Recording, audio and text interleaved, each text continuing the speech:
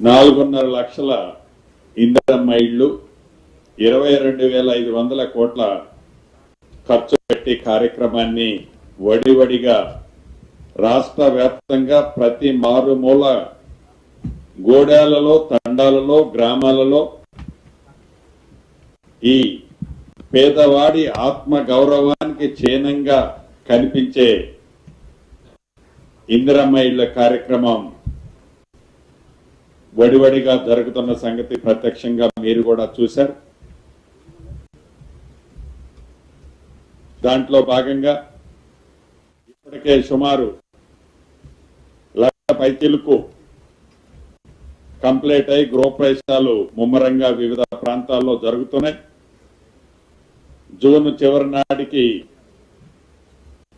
మరొక 1 లక్ష ఇళ్లు completion stage లో ఉన్నాయి, కూడా కంప్లీట్ కాబోతున్నాయని చెప్పడానికి సంతోషిస్తున్నానని అనేక పర్యాయాలు చెప్పాం.